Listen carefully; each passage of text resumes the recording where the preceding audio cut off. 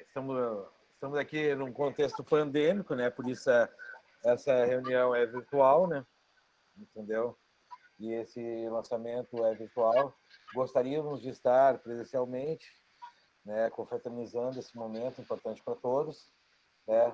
Mas devido a motivos pandêmicos, né? Uma epidemia de Covid-19, certas políticas que não foram tomadas na hora certa, nós estamos aqui, né, no momento de pandemia ainda, né, com grandes desafios a enfrentar, né, principalmente para interagir, para conversar, para dar aula, como todos aí sabemos, somos professores, somos alunos, somos de tudo um pouco. Nunca participei de tanto seminário online, live, etc e tal, já não aguento mais, eu quero ver pessoas, entendeu?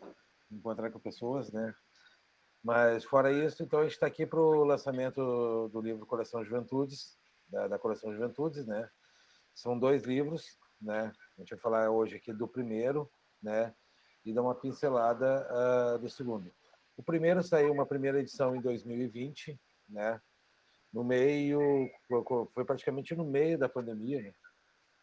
Que ele saiu. Então, ele saiu somente em formato digital. E aí a gente optou por rodar ele, trazer mais alguns textos, um novo prefácio e rodar ele fisicamente, né? Quando a coisa amainasse, né? Até porque ele ia ficar parado praticamente um ano por aí, né? Então agora, pelo menos, as coisas estão começando a voltar a uma certa normalidade, que a gente não sabe nem o que é um normal, né? Tá? Então, a que a gente está lançando aqui é uma edição revista ampliada da versão de 2020, que saiu com o SBN de 2021, né? Que, além dos textos originais de 2020, né? Conta com uma atualização, né, Dani, um dos textos do Fecha, né? E mais o da Rita. Não tenho mais o texto da Rita e o outro. Qual o outro texto? Lembra? Os prefácios, na sequência, a gente apresenta ele, Mauro. Tá, tudo bem. Tá.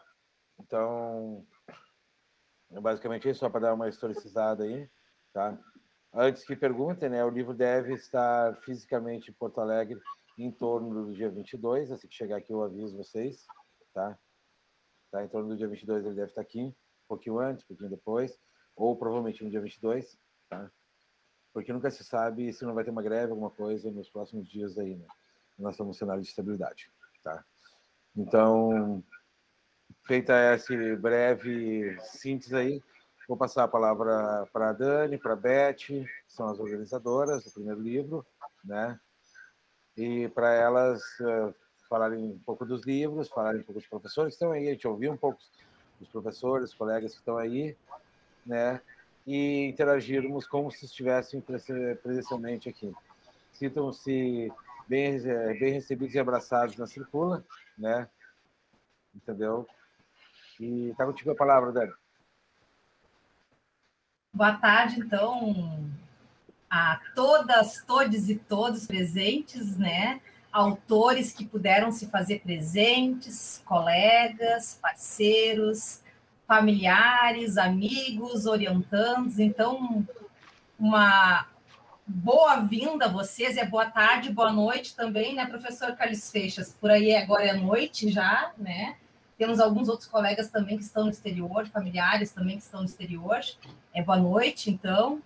É uma grande alegria, eu vou dar abertura aqui já pedindo licença à organizadora dessa coleção junto comigo, a professora Elizabeth Maria Garbim, querida professora Elizabeth Maria Garbim. Queres dar um oi, Beth? Oi! Bem-vindos todos! Nós vínhamos nesse momento inicial de organização ali, então, já dando as boas-vindas a cada um dentro da medida do possível, né?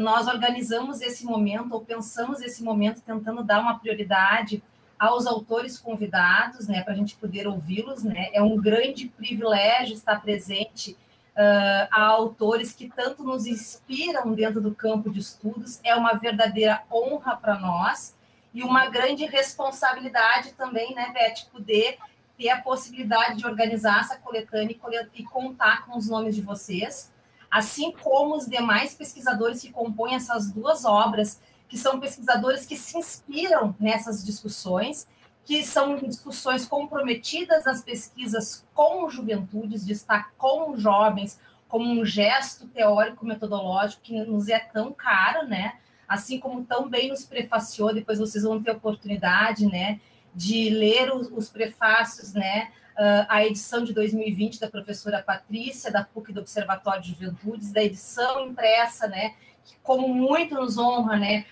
o prefácio da professora Ana Karina Brenner, da Universidade Estadual do Rio de Janeiro, e do professor Paulo César Carrano, né, da Universidade Federal Fluminense. Então, ler aqueles prefácios, né, Beth, nos trouxe muita satisfação, uma palavra pequena para comentar o que é a alegria de ler esses prefácios de vocês, que com tanta generosidade nos partilham e nos dão a honra de poder trazer esses autores belíssimos, tanto autores com grande campo e tempo em pesquisa, como também esses jovens pesquisadores, que foi o grande objetivo, como daqui a pouco a gente vai explicar, da nossa coleção. Então, a coleção... Pode falar. Denizinha, eu acho que é muito importante dizer que tanto Carlos Feixa, professor Carlos Feixa Campos, como Marcelo Rest, Mário Margulis, como Paulo Carrano, vocês foram a nossa inspiração quando a gente começou a estudar as juventudes, né? Eu me lembro de um seminário no programa de pós-graduação em educação que ele foi dado só sobre a obra de Carlos Feixa, porque foi através de vocês que nós fincamos os nossos alicerces para nos sentirmos seguros, teórico, metodologicamente, para seguir em frente com pesquisas sobre juventudes. Tem vários ex-orientandos meus aqui e todos conhecem vocês, né? Inclusive, Paulo Carrano foi banca de 2 orientandas minhas, então eu acho que o alicerce, eu acho que o tripé, que o pontapé foram vocês. Então, esse é motivo de muito orgulho tê-los, é de muita honra tê-los junto no mesmo livro. Mas é muito importante que isso seja dito de toda sorte, né? Porque nós estávamos iniciando a estudar esse tema e vocês já tinham livros escritos, artigos e livros sobre. Então, isso foi muito importante para nós e tem que ficar registrado de alguma sorte. Danizinha, fecha o meu microfone. Perfeito, e pode abrir, tá, Beth? Muito obrigada. Muito obrigada por essa importante... Então, quando a gente vai trazer essa discussão que a Beth trouxe, né, na sequência eu quero retomar, até em uma homenagem à própria professora Elizabeth Garbim, os colegas já sabem disso, né? Que esse primeiro livro é uma homenagem à professora Elizabeth Garbim, por quê? Porque quando nós ingressamos, né, há mais de 10 anos, né, dentro da Universidade Federal do Rio Grande do Sul, na época, como jovens pesquisadores, né, que estão nossos colegas, alguns com as câmeras abertas, outras não podem estar agora no momento, né? Quando nós iniciamos como jovens pesquisadores, nós fomos acolhidos pela professora Elizabeth Garbim, que com toda a generosidade, comprometimento e humildade acadêmica, nos apresentou a esses primeiros juvenólogos que nós temos a honra de estar presente com alguns deles nesse momento, alguns, assim como o professor José Machado Paes não pôde estar presente, né, mas deixou o grande abraço a todos vocês, a todos nós, e é uma grande honra porque esse primeiro livro, né, Beth, e aí se tu quiseres comentar, né, ele nasce justamente desse nosso sonho de compartilhar junto a outros pesquisadores, né, jovens pesquisadores que, como nós, um dia, né, um pouco recente, né, vamos pensar assim, tivemos também esse privilégio de ter acesso direto a essas obras, né, que nem sempre a gente sabe que é fácil. Então, a gente tentou, dentro de uma obra, com toda a humildade, tentar partilhar de textos e de pesquisas que são extremamente atuais e necessárias. Então, é delas que vão fazer, então, um conjunto. Queres comentar, Beth? Não, eu acho que não. Eu acho que são obras atemporais. São escritas atemporais. E isso vai ser um presente muito grande para os leitores, porque não são coisas que foram escritas sobre um tempo, ou sobre um tempo. Mas um marco muito importante de tudo que está escrito nesse livro é a atemporalidade para o leitor, que as coisas acontecem, aconteceram, estão acontecendo e seguirão acontecendo. Então, esse livro ele vai funcionar como um guia para as pessoas que se aventurarem a estudar ou a tentar decifrar ou entender ou replicar ou aprofundar o tema juventudes. Isso é muito importante que seja dito, porque não é algo que é uma junção de coisas escritas para ser publicada. É um compartilhamento de textos que nós entendemos como atemporais para os futuros leitores sobre juventude. Eu não sei se vocês podem observar nesse momento a tela, acredito que ela esteja aparecendo para vocês. Sim. Sim. Tá sim, Dani, tá. Um zoom um pouquinho maior, Dani, consegue? Consegue, é ótimo. Clica no botãozinho lá, a tela inteira. Eu aprendi isso com meus orientandos. Ctrl+, te mete. Perfeito. Com meus jovens orientandos, né? Sempre me salvando. Então, só para dar uma palhinha para vocês, que a gente não pretende ocupar o tempo com isso, mas para dar uma palhinha para quem pela primeira vez está vendo, então, esse sumário. Então, nesse primeiro momento, então, do primeiro livro, e é uma atitude que nós temos nos 2 livros, na verdade, na organização, é na primeira parte do livro trazer grandes pesquisadores do campo teórico, metodológico em juventudes, que nos permite, então, reconhecer esses gestos teóricos, metodológicos dessas pesquisas em campo. Então, a gente está falando de autores que, desde a década de 90, pelo menos, salvo se eu estou enganada, pesquisam com jovens, né? Tem o seu campo ancorado, né? E tem toda essa contribuição presente na atualidade e em pesquisas que, mesmo por vezes, como é o caso da pesquisa do professor Carlos Pampo Feixa aqui presente, que é a geração @ a juventude na era digital, que nós temos, né, Beth, a honra de poder trazer esse texto traduzido na língua portuguesa pela primeira vez, que nos é um grande desafio também, né, Beth? É um texto atemporal. Assim como também nós vamos trazer aqui, né, um texto do querido professor José Machado Paes, né, uma grande referência para nós nos estudos, né? Muitos de nós esteve na Universidade de Lisboa, em Portugal, fazendo pesquisa, né, e aprendendo tanto com o professor Machado Paes. Professor Mário Margulis, Marcelo Reste também está presente conosco lá no segundo livro, né? Professor Paulo César Carrano, professora Ana Karina Braun aqui presentes, né? Que tanto nos enriquece com tantas pesquisas aqui também se fazem presentes. E a professora Elizabeth Garbim, né, que a gente não tem como deixar de mencionar. A segunda parte do livro, né, embora não esteja no nosso script, né, Beth, eu vou aproveitar e já vou trazer. Nós temos, então, um conjunto de autores, né, que um dia foram jovens pesquisadores, agora já não tão jovens, né, e que tem em comum, né, eu vou voltar para o meu script, então, e que tem em comum, esses pesquisadores, a cena da professora Elizabeth Garbim. Então, eu vou pedir licença para voltar para o meu script, porque eu costumo ser bastante expansiva. Eu já vou citar o nome de todos, mas desde já eu quero agradecer a vocês por toda a contribuição de vocês e também a confiança que depositaram nessa coleção. Então, como eu vinha dizendo para vocês, esse primeiro livro, que se titula, então, Juventudes Contemporâneas, Emergências, Convergências e Dispersões, como o Mauro já trouxe, ele é um livro que ele nasce primeiro em e-book e ele nasce num contexto pandêmico, né? Então, ele emerge num contexto pandêmico.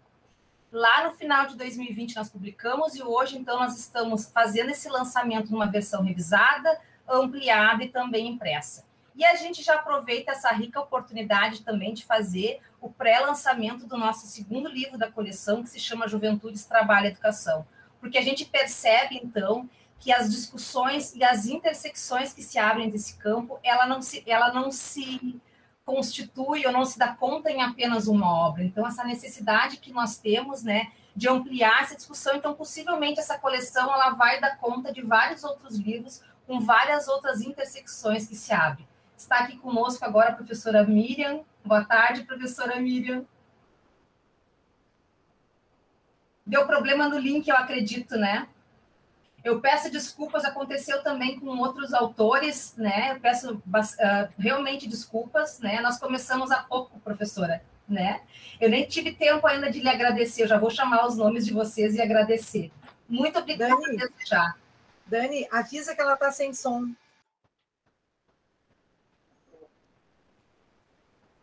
Certo? Então, professora Miriam está sem som. Oi, gente. Olá, professora Miriam. Seja Tudo muito bem? bem-vinda. Seja muito bem-vinda. Uma grande honra, um grande prazer estar com você. Obrigada. Então, essas duas obras, né, o primeiro livro e o segundo livro, eles trazem, então, essa característica que nós trouxemos anteriormente, que são contribuições inestimáveis de pesquisadores, grandes pesquisadores, né, brasileiros e estrangeiros, no campo de estudos das juventudes, que tem essa postura teórico-metodológica tão cara nas nossas investigações. E que, com toda a generosidade, né, podem partilhar conosco, se colocaram nesse movimento de partilha conosco, do seu conhecimento e também do seu tempo, né? Então, eu desde já, então, já quero agradecer, em nome das colegas organizadoras, a professora Elizabeth Maria Garbim, que organiza comigo a coleção, e também as organizadoras do segundo livro, a professora Luciana Neves Loponte, e a professora Rita Cristina Severo Bastos, que não pôde estar presente nesse momento, a Rita, né, está com um problema bem sério de saúde na família, né? Rita certamente vai estar conosco num outro momento, quando nós estivermos, quem sabe até presencialmente, né, o lançamento do nosso segundo livro, né? Rita está conosco, a gente sabe, com todo carinho, né, se empenhou muito, é uma grande colega, né, que também faz parte desse segundo livro. Então, em nome das organizadoras, de todos os autores que compõem essas duas obras, a gente quer agradecer muito, gratidão a esses grandes pesquisadores, que eu vou citar, então. Ana Karina Brenner, da Universidade do Estado do Rio de Janeiro.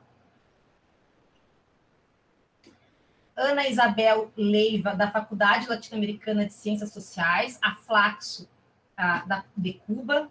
O professor Carles Fecha, da Universidade Pompeu Fabra, da Espanha.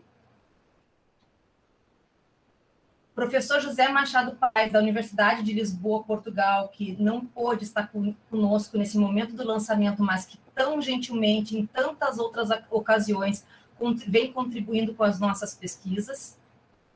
A professora Lila Cristina Xavier Luz, da Universidade Federal do Piauí. O professor Luiz Antônio Gropo, da Universidade Federal de Alfenas, a Unifal de Minas Gerais. Eu acredito que ele esteja aí ainda.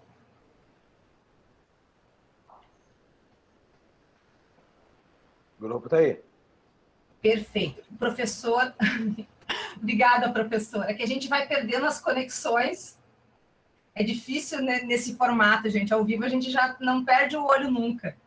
O professor Marcelo Reste, da Universidade de Buenos Aires, eu não vi entrar.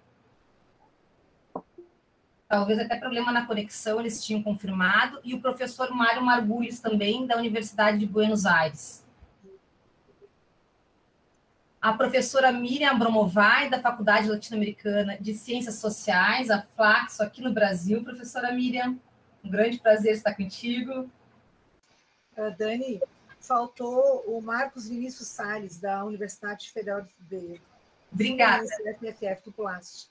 Obrigada. O professor Marcos, que também compõe junto ali na Flaxo, né? Ele é da Universidade Federal Fluminense. Boa tarde, professora Lila. O professor Paulo César Rodrigues Carrano, da Universidade Federal Fluminense. Conosco também a professora Patrícia Espíndola de Lima Teixeira, do Observatório das Juventudes da... Mas agora deu certo.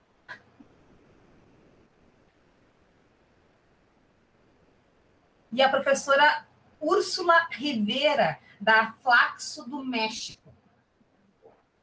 Não sei se conseguiu também conexão. Então, sem maiores delongas, né, eu quero dizer que essa coleção, né, Beth, ela tem um ponto comum. ela surge, ela tem visibilidade num momento pandêmico, né? Tão necessário do nosso fortalecimento, das nossas tessituras, né? E da nossa própria possibilidade de oxigenação no momento que a gente não conseguia, por vezes, olhar para os lados, né? De saber o que seria das nossas vidas. Então, ele nasceu no início da pandemia, esse projeto, vamos dizer assim, mas, na verdade, ele emerge muito antes. Ele emerge há mais de 10 anos nesse grupo de pesquisa. Ele era um sonho da professora Elizabeth Garbim ter um livro, né, dessa cozinha da pesquisa, né?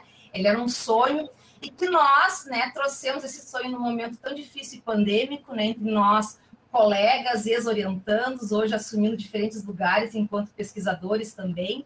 E ele nasce, então, como uma singela, mas sincera homenagem à professora Elizabeth Maria Garbim, a quem, primeiramente, como nós já comentamos, nos apresentou esses primeiros juvenólogos e nos ensinou a partilhar com humildade acadêmica, a partilhar. A esse gesto lindo que nós estamos vendo agora, né, de grandes pesquisadores estando aqui conosco e partilhando do seu tempo e logo em seguida do seu conhecimento. Então, em nome de todo o grupo de pesquisa e de todas as pessoas que passaram pela tua disciplina, alguma delas, né, Beth, que estão presentes, não eram teus orientandos diretos, mas que estão presentes, né, nesse momento no livro, alguns que não puderam estar presentes, mas certamente vão estar em outras publicações conosco na coleção e pela vida, né, estão presentes conosco pela vida. Nossa sincera homenagem, muito obrigada, Beth, por nos apresentar esse campo de pesquisa que nos impulsiona, nos apaixona e nos faz serem também, né, ser pessoas que nesse momento se colocam também nessa militância, num momento tão difícil, principalmente para as próprias juventudes, né? Então, muito obrigada, professora. Danizinha, ex-orientandos, colegas, pesquisadores, eu fico muito emocionada porque é muito bacana, assim, a gente nunca se perder e o nosso começo não foi fácil, né? Tratar de juventudes no campo dos estudos culturais, as nossas pesquisas, desde a minha tese, né? Quem havia escrito, enfim. E eu fico muito honrada, muito feliz em ter a oportunidade de receber esse carinho, né, de todos vocês e de saber que nada foi em vão, né? E que estão todos aí dentro de uma universidade, todos os meus orientandos são professores universitários, são pesquisadores, isso me orgulha demais, e quem agradece muito sou eu, né? Muito obrigada, muito obrigada, muito obrigada. Nunca perco a humildade, nunca. Nunca perco um senso de compartilhamento. Nesse mundo de pesquisadores, sempre tem lugar para todo mundo. Ninguém é dono de ninguém, né? A gente, quando abre o site Carles Feixa, a gente tem acesso a tudo que ele escreve, para o mundo. Eu acho que isso é uma lição, isso é tão bonito. Todas as pessoas que quiserem têm acesso e podem ler. E esse livro, no fundo, era um sonho que nós tínhamos quando a gente se reunia numa salinha do 7º andar do PPGedu, e a gente falava, né, vamos escrever um livro sobre a nossa forma de fazer pesquisa, que era muito diferenciada. Todos foram a campo, todos traziam todos os dados, e era de muito compartilhamento, de muita aprendizagem. Então, quem aprendeu, quem ganhou fui eu. E mais esse presente, muito, muito, muito obrigada, de coração.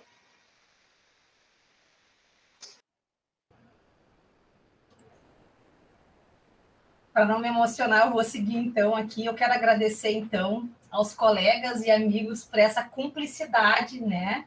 Desses mordidos, como diz o professor La Roça, né? Desses mordidos, né? No mesmo, olhando para o mesmo e tendo essa possibilidade de ver diferentemente, né? Obrigados aos colegas que fazem parte, né, desse grupo, então, nesse momento no livro, professora Angélica Silveira Pereira, da Universidade Federal de Santa Catarina, está em trânsito, né? Talvez não consiga abrir a câmera, né? Ela está voltando para esse lugar difícil, né, Ang? É um prazer, muito obrigada pela oportunidade de estar nesse livro. Eu sou muito grata por tudo que aprendi com o grupo de pesquisa orientado e coordenado pela professora Elizabeth Garbim. e também a todos os autores e autoras que tanto lemos e estudamos, alguns aqui conosco nesta publicação, e com quem aprendemos muito certamente. Então, sou muito feliz, tenho um carinho gigante pela Beth, por todo o grupo, e claro, esse é um momento de partilha de uma publicação e também um momento que envolve muito afeto. Então, muito obrigada. Obrigada, Ang. A professora Cíntia Bueno Marques, da URGS, eu vi que a Cíntia está ali presente. Oi, Cíntia. Oi, consegui entrar, estava com probleminhas técnicos aqui. Obrigada, querida. Eu que faço parte também, né? A Dona Aparecida dos Santos, da Universidade Luterana do Brasil, né? Que é orientanda da professora Juliana Ribeiro de Vargas, né, Ju? Isso, Dani. Falo agora, agradeço agora e espero o meu nome. Pode ficar à vontade. Então, a Dona não deve ter conseguido entrar, porque ela é professora do Estado, né? E aí fica mais difícil. Eu só tenho a agradecer a todo o caminho aberto pela Beth, sempre acolhida, né? E por tantas parcerias que a gente tem feito. Muito, muito, muito obrigada.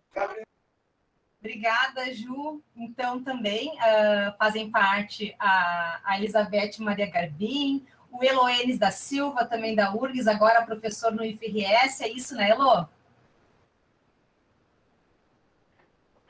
Elô? Professor... Acho que o Elô caiu. Professora Isabela Dutra, ele está ali, está mais quietinho, acho que depois ele fica à vontade. Professora Isabela Dutra, então, do Colégio Americana e da PUC do Rio Grande do Sul, né, Bel? Sim, também para mim é uma honra poder fazer parte desse coletivo. A Beth sabe o enorme, enorme carinho que eu tenho por ela, desde os encontros na salinha, na pequena salinha, como ela bem lembrou, até nossas caronas depois, né, Beth, que seguíamos nas conversas. Então, mudamos somente a cor do cabelo, Beth e eu, mas seguimos com esse mesmo carinho, essa mesma paixão. Então, só obrigada mesmo.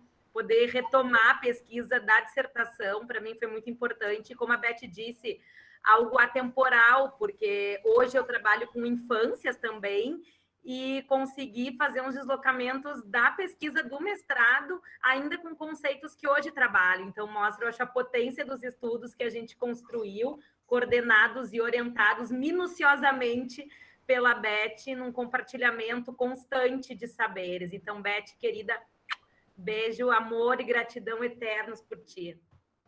Elô? Oi, desculpa, gente, eu estava com o microfone fechado. Então, queria agradecer esse momento para todos nós, né? Nessa coisa coletiva, assim. E a minha história e o meu agradecimento à Beth, acho que a grande maioria conhece. Foi por intermédio da Beth que eu coloquei, que eu entrei no mundo acadêmico, nessa linha de pesquisa maravilhosa das juventudes, no mundo acadêmico, né? Me tornei um pesquisador ainda tateando, né, meio que no escuro, literalmente saindo para a rua à noite, né? Mas que bom assim que a gente está vendo isso, né? 10 anos depois, os frutos que vão vindo, assim, que vão chegando de uma forma bem pós tudo, né? E reencontrar os colegas, né? E não poderia deixar aqui de ainda que se encontram em mim algumas fagulhas do jovem pesquisador de estar em contato com gente que a gente leu, né? Professor Carlos Feixa, né?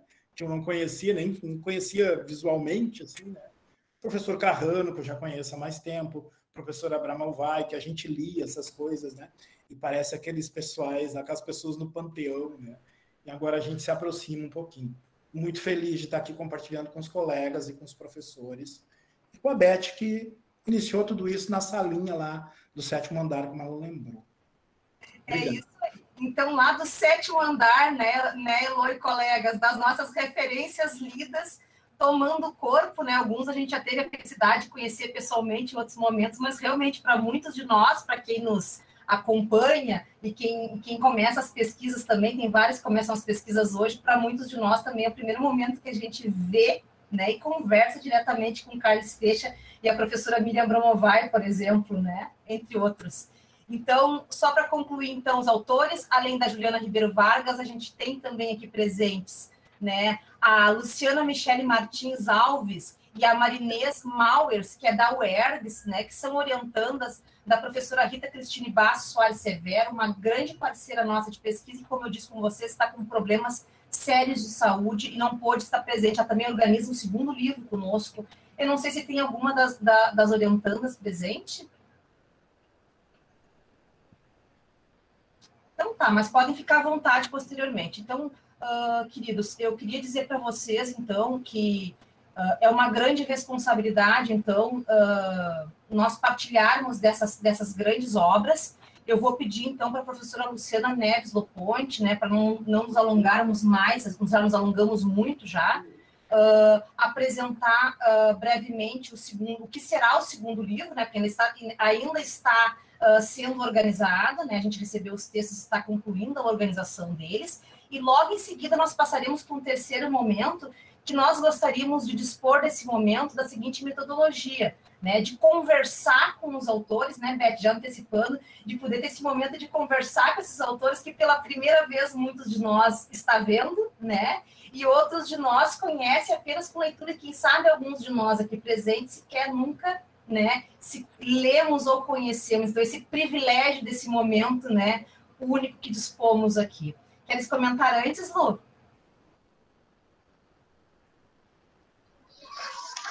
Então, vamos rapidamente falar a respeito, né, do segundo volume, do segundo livro da coleção Juventudes, então, que dialoga, né, sobre a tríade Juventudes, Trabalho e Educação, desdobrando, né, e nos permitindo fazer o diálogo com a referência, né, nos autores que estão aqui presentes, e dialogando também, né, com autores que trabalhamos, então, em relação ao trabalho, educação, principalmente ensino médio integrado, né?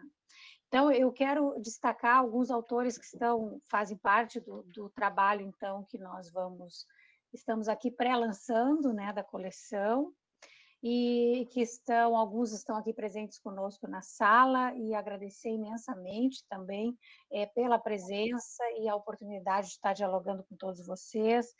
Então, a egressa do Profept do IFSU, a Elisandra Ritter, a ex-professora também do Profept do IFSU, Patrícia Eltz, Ana Baldo, da UERGS, a Rita, a Elisete Bernardes, da URGS, Ana Paula Pinheiro, da URGS, da Alvana, da UERGS, também com a Rita, trazendo um outro artigo no nosso segundo volume, então, a Thaís, a Janaína, a Cláudia, a Sinara, da Universidade de Santa Catarina, do oeste de Santa Catarina, Camila Pinheiro, Eduarda e Cavalgani, e com Mauro Meirelles também, tem um artigo conosco nesse segundo volume.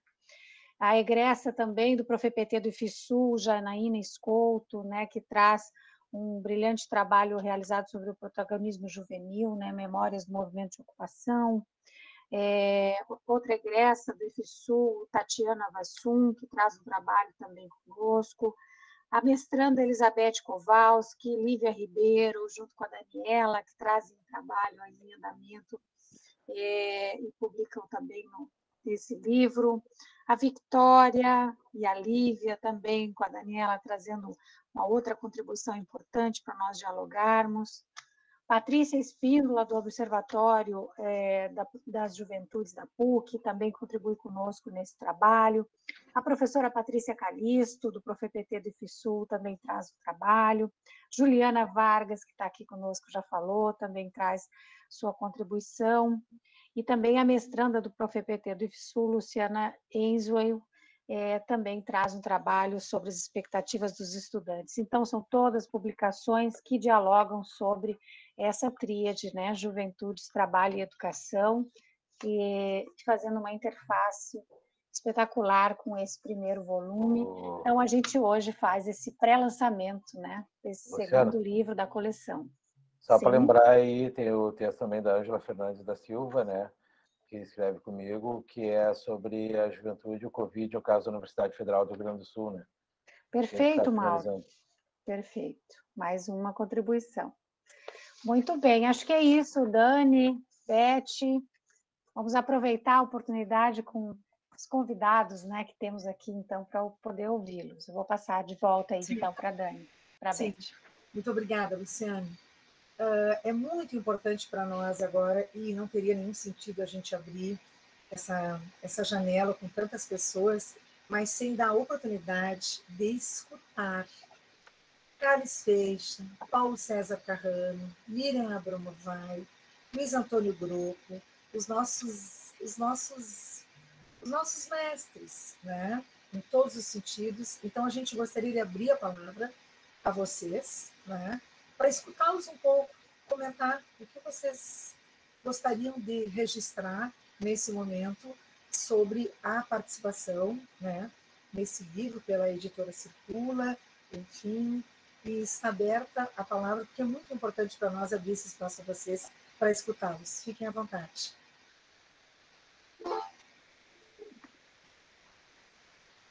Posso só falar uma coisa? A Úrsula Zurita, que é do México, o Marcos, que é aqui do Rio, a Lila, que é da Universidade do Piauí, e eu estamos participando não desse livro, senão do segundo.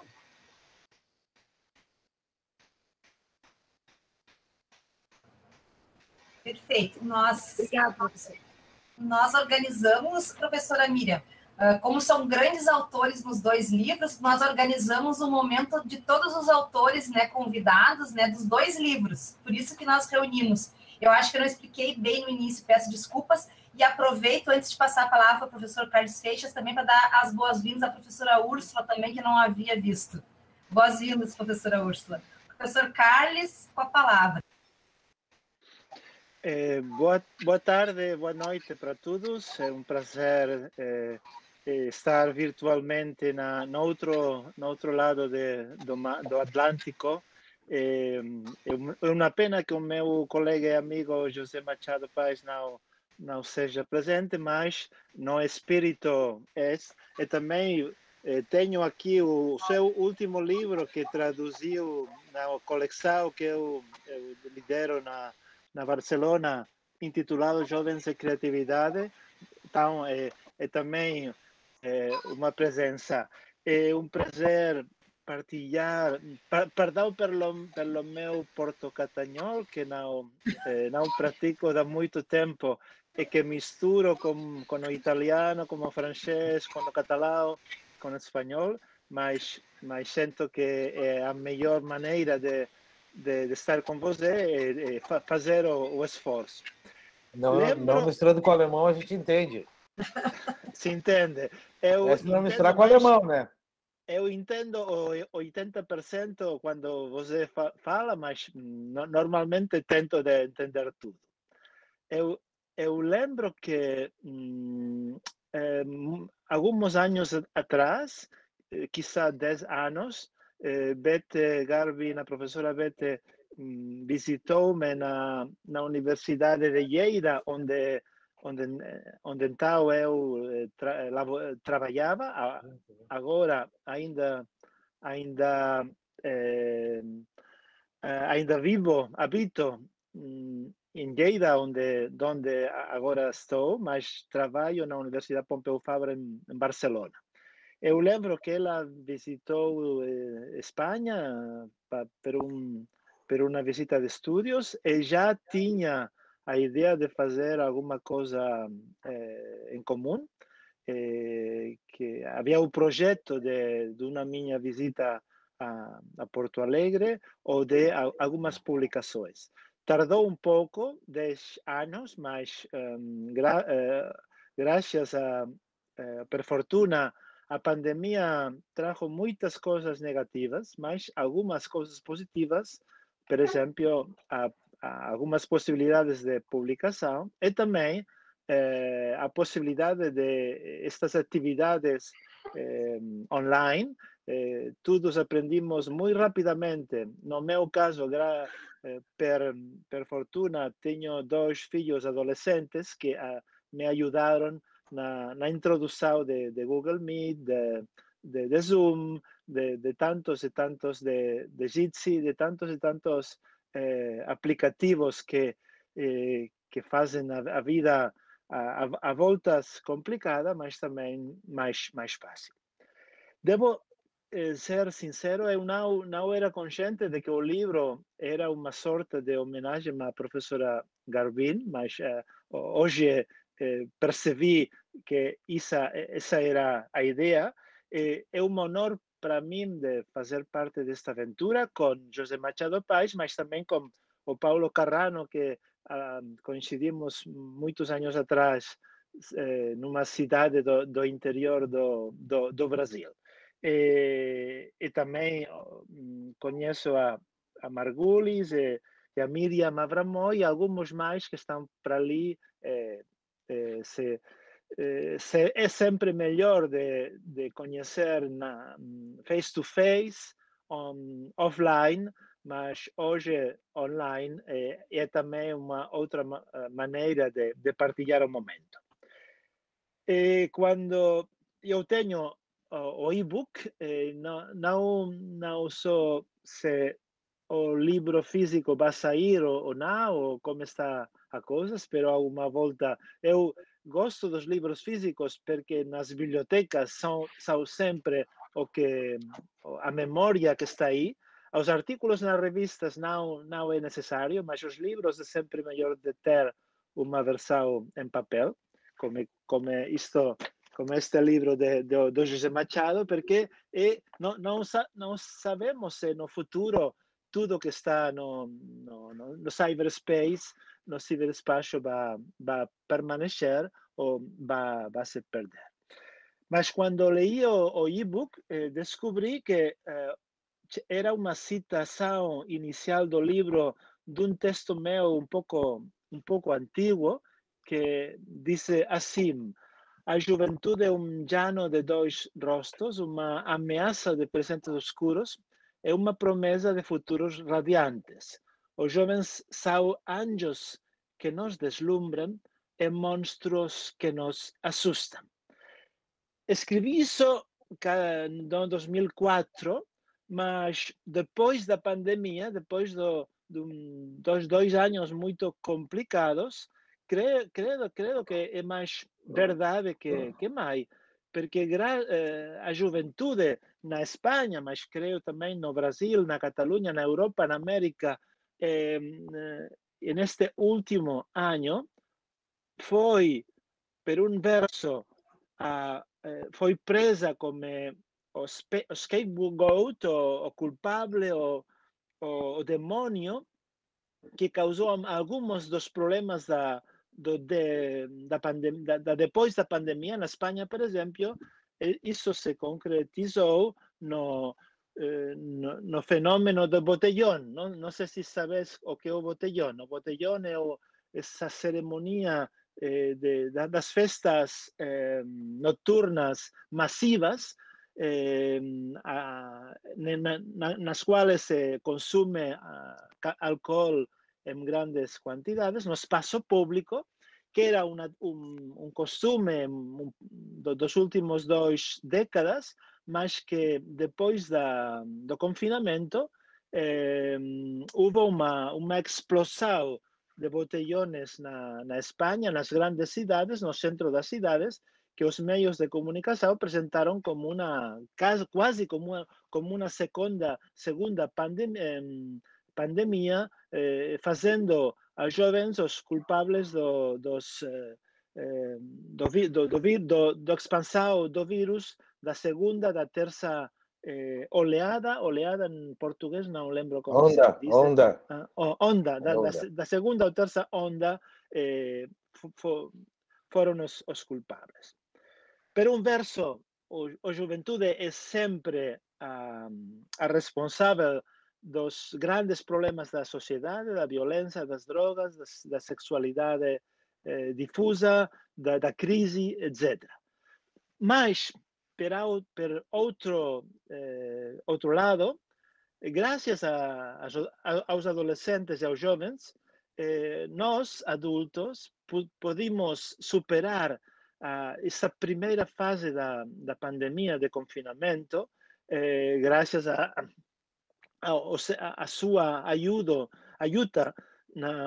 na introdução das tecnologias digitais na minha família. Como eu disse, minha filha tinha 18 anos no início da pandemia, devia fazer o exame de seletividade para andar para a universidade e finiu a sua secundária, o liceu, na casa. Ela nos ajudou a mim e a minha mulher para usar bem os jogos e também os programas de educação à distância, que não sempre era cômodo para nós de os usar. Essa impressão um pouco personal se confirmou num estudo recente do maior centro espanhol de estudos sobre a juventude, o Centro Reina Sofia de Adolescência e Juventude, que num grande survey se demonstrava que muitas famílias sobreviveram neste período de 3-4 meses mais intenso, graças à ajuda dos adolescentes e as adolescentes, que na sua câmara, na câmara dos adolescentes, tinham o conhecimento e o repertório de habilidades que per la primeira vez podiam partilhar com os seus pais e com as suas mães. Vou acabar a minha contribuição neste volume, o capítulo sobre a geração arroba, que tem 20 anos. É um texto um pouco velho. Depois da geração arroba, eu escrevi sobre a geração hashtag, a geração das redes sociais, dos movimentos de protesto em rede. E no último ano eu escrevi sobre a geração blockchain, a geração das culturas partilhadas, da saída da crise econômica anterior e também, por que não dizer, da pandemia e do movimento pelo clima, no qual os adolescentes de todo o mundo estão liderando este grande cambiamento social que agora, nestes dias, na Escócia, os grandes líderes do mundo estão a discutir. Creio que quase todos os grandes líderes do mundo, alguns países não foram apresentados das suas primeiras autoridades. Mas devo dizer que este texto do ano 2000, que foi traduzido a outras línguas, mas finalmente, para mim, um grande honor que foi traduzido ao português com uma muito bela, muito bonita tradução.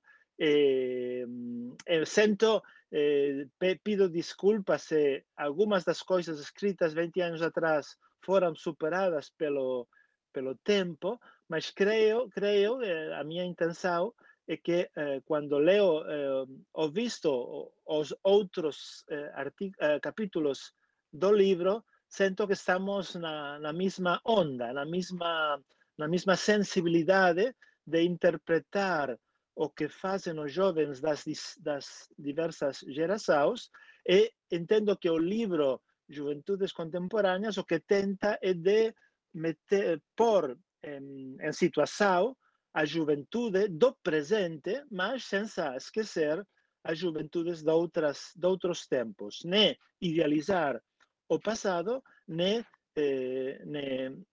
criticar o presente. Sempre pensar no futuro como uma projeção temporal que, neste momento de saída da pandemia, de construção de novas realidades políticas, econômicas e laborais, é tão importante dar a voz aos jovens, não esquecer eles. Elas foram os grandes olvidados da pandemia, porque os velhos eram a prioridade e os adultos eram que comandavam, que dirigiam a sociedade, mas na construção de novas estruturas sociais e culturais no próximo futuro, se não damos a voz a jovens, a minha filha, a meu filho, e seguramente a muitos dos filhos de você, o futuro não existe, está muito complicado. Poderia falar muito mais, só agradecer a Maria Beth Garvin a sua invitação, a Daniela também pelo trabalho. Eu ou editado alguns livros, só que é muito trabalho, é muito complicado de coordenar muitos autores. Não sempre a academia agradece esse laboro de edição, se valora mais a autoria que a edição, mas a edição é fundamental per a partilha do conhecimento coletivo, que não é um conhecimento individual, mas é uma construção coletiva. Neste caso, dos que nós chamamos juvenólogos, que é um termo um pouco estranho, mas que permite, eu digo sempre, que o elixir da juventude, que os antigos pensavam que era um segredo, uma alquimia, de fato, o elixir da eterna juventude é a juvenologia, é investigar os jovens. Se uno tenta... Eu comecei a investigar os jovens quando eu era jovem, quando eu era na minha idade de universidade, eu também militava nos movimentos juvenis, nos movimentos de objetores de consciência, etc. Comecei quando era jovem, mas hoje que não sou jovem, o interesse per a evolução dos movimentos juvenis é o que faz, de algum modo, permanecer na mente, no corpo, vinculado a essa geração.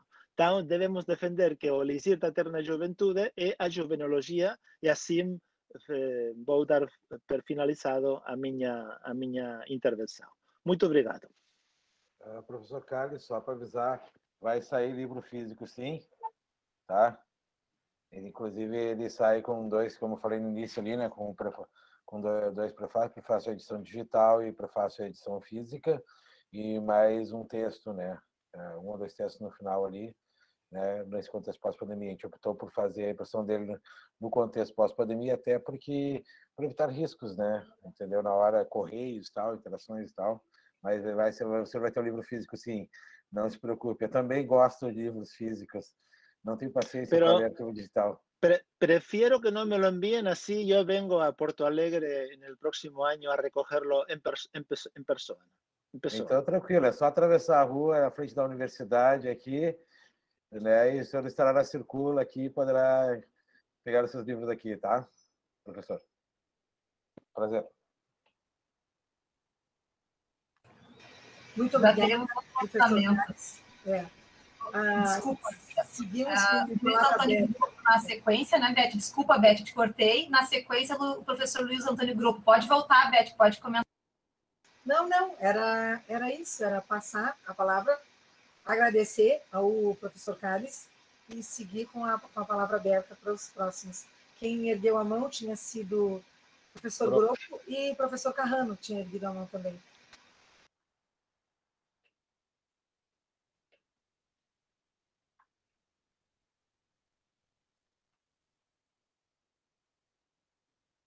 Grupo, Carrano. Não estamos escutando, professor Grupo. Vai lá, Grupo. Professor Grupo, acho que está com o microfone fechado. Não estamos escutando, professor Grupo.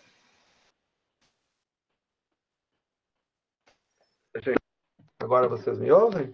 Sim. Tá bom, me desculpem, problemas técnicos aqui. Sim. Eu peço licença para falar antes dos nossos mestres, né? O Carrano, a Miriam Bramopai. Logo tem uma outra live que eu estou organizando. e vamos ver se a internet minha vai deixar eu conversar com vocês. Eu quero agradecer muito o convite da Daniela e da Elizabeth, parabenizá-las pela organização dos 2 volumes e também pela Luciana e Rita, que organizaram o 2º volume. Eu quero parabenizar esse coletivo de pesquisadoras e pesquisadores pela sua abertura a novos aprendizados, a gentileza de nos convidar para que a gente pudesse aprender junto com vocês.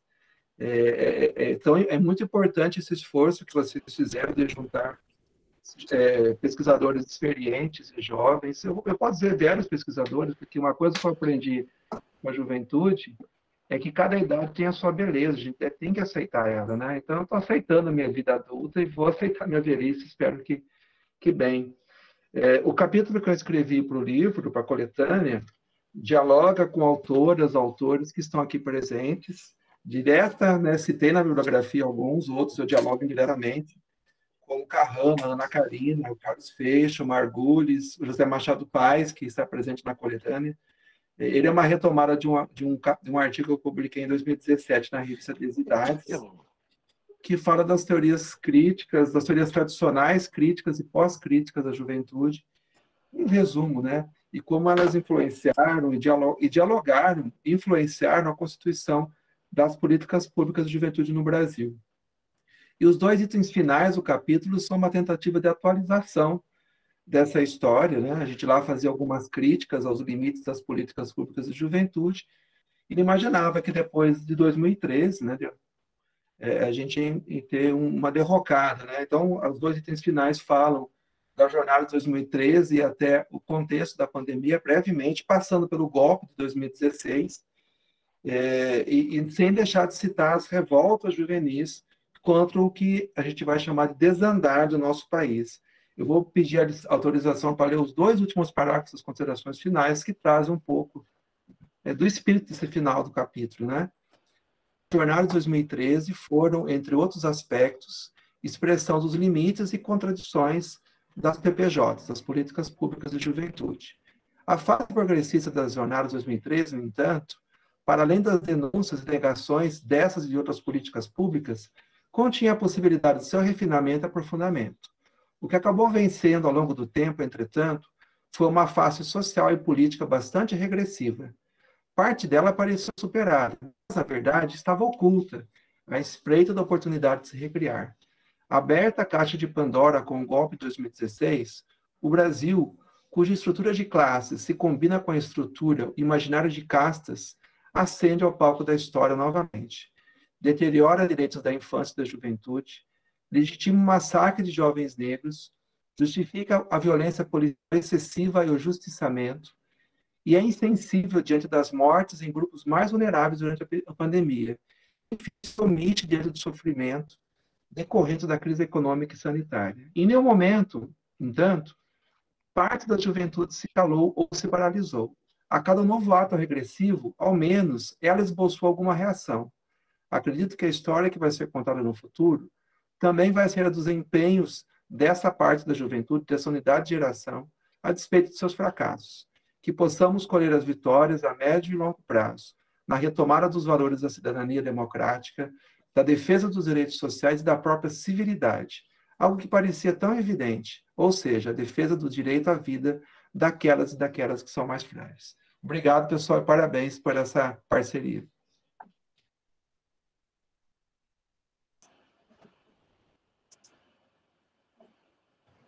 Muito obrigada, professor Luiz Antônio Groppo, né? Tem sido um grande parceiro nosso, né? Eu quero deixar vocês à vontade, conforme os compromissos de vocês, para vocês poderem conversar um pouco conosco. Então, podem ficar à vontade. Posso ir, né? Tá na fila? À vontade, Paulo. Então, eu também... A gente tem um compromisso por aqui, eu e a Ana Karina, e então, assim, a Ana deve estar também querendo falar logo depois. Está com um grupo de pesquisa esperando a gente. Olha, é uma alegria enorme estar aqui. Eu queria agradecer demais o convite para participar dessa obra. Agradecer a Daniela, agradecer a Elizabeth, parabenizar especialmente a Elizabeth pela sua trajetória e essa tarefa, né, que ela sempre cumpriu tão bem, de formar novos pesquisadores e manter as pessoas unidas. Eu acho que nesse mundo, né, de tanta dispersão, de tanta velocidade, mas uma velocidade predatória, né, às vezes a velocidade é bom, né? Quem tem fome tem pressa, dizia o Betinho, né? Nem sempre a velocidade é ruim, é preciso ser veloz em algumas coisas. Mas essa velocidade que nos dispersa, que fragmenta, que nos afasta, não é boa, né? Então, queria dizer da minha alegria de estar aqui e esse esforço é um esforço de nos reunir, né? Então, estou aqui numa alegria enorme ver o meu amigo Carlos, que a gente não se vê há muito tempo, e reencontrar, né, Miriam, Luiz, a gente está mais vezes perto por aí, e tanta gente boa nisso que a gente tem chamado de campo de estudo da juventude, né? No Licença ao Bourdieu, a gente tem ainda muito que trilhar para que seja de fato um campo científico, mas a gente está avançando bastante, né, nesse esforço de ter, eu não digo um método ou uma teoria, não é essa a questão, mas um esforço continuado de compreensão, né? Compreensão do que é ser jovem, e é aquilo que a gente tem insistido, né? Só sabe o que é ser jovem quem está sendo jovem hoje. O nosso esforço, né, de pesquisador, de pesquisadora, é se aproximar desses contextos juvenis, desses espaços-tempos, e produzir nossas sínteses sempre precárias, né, porque o real escapa, né? O real escapa e o esforço nosso é de tentar afinar a nossa caixa de ferramentas. Foi nesse sentido que eu e a Ana Karina falamos de caixa de ferramenta, né, lembrando aí a contribuição do artesanato intelectual do Wright Mills, no sentido de que pesquisar é colocar em jogo teoria e possibilidades de investigação a partir daquilo que os problemas nos colocam. Então, não temos um método pronto, temos uma busca, e essa busca, enfim, não para, né? Então, nesse sentido, um prazer grande fazer parte dessa obra, que é uma obra que reúne, que compila, né? Eu digo que para quem já está no campo, é importante para rever, para reencontrar, né? Como o Carlos fez agora, né? Olhar lá para trás. Carlos, nós temos um ex-presidente da República que disse: esqueçam o que eu escrevi. Não sei se você compreendeu. O Fernando Henrique Cardoso, esqueçam o que eu escrevi. Eu acho muito triste isso, né? Você pode até dizer, olha, o que eu escrevi mudou, o que eu escrevi não dá mais conta, né? Mas esqueça o que eu escrevi é quase que uma renúncia, né, da própria história. Então, é muito, muito bom, né? Muito legal o Carlos olhar lá para trás e olhar, ainda faz sentido aquilo que eu disse lá atrás, né? Então, essa coletânea, essa coleção de 2 livros, nos ajuda, nós que já estamos há mais tempo no campo, a dialogar com nós mesmos, dialogar com nossos múltiplos tempos, e também para quem está entrando no campo, né? Para quem está entrando no campo, sabe que é uma memória, é uma história, e que a criação que vai ser feita vai ser a partir desse diálogo, não a partir de um vazio. Então, acho que é um trabalho necessário, volto a dizer, especialmente num tempo de tanta dispersão. Cada vez mais é preciso fazer curadoria de bons conteúdos, né? A gente vai para a internet, faz uma busca, o Google, os algoritmos nos dão a lista interessada do momento, quer seja do mercado, quer seja do mundo da política, quer seja de algum tipo de dominância cultural. Então, é preciso ter bons guias, né? Nesse sentido de guias confiáveis, que façam boas curadorias. Então, esses 2 volumes são excelentes curadorias. Então, queria terminar por aqui. Talvez a Ana queira falar um pouquinho da nossa contribuição no livro, que é algo que nós temos investido no campo de investigação do nosso grupo de pesquisa do Observatório Jovem, que é pesquisar também com imagens e sons, né? Ou seja, compreender que os jovens produzem muito de si individual e coletivamente através de imagens e sons, e que nós também podemos refinar nossas ferramentas de diálogo com eles, também trabalhando com o cinema, com o audiovisual.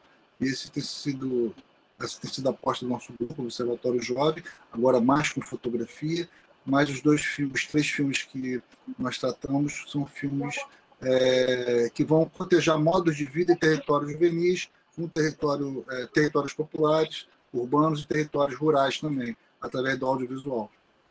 E é isso. Agradecer demais aí mais uma vez e sigamos juntos.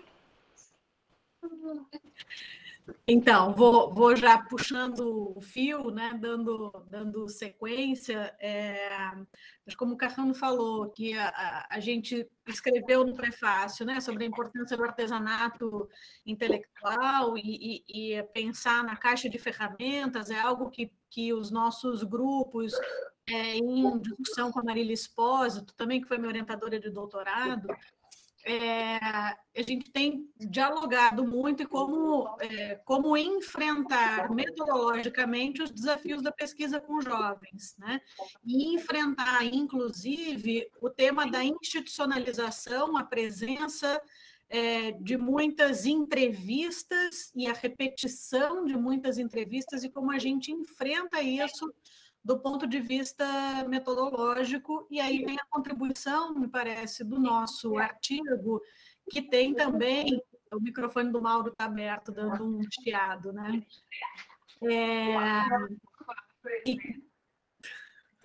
Alguém já escreveu no chat, mas ele não está nem vendo e nem ouvindo, pronto.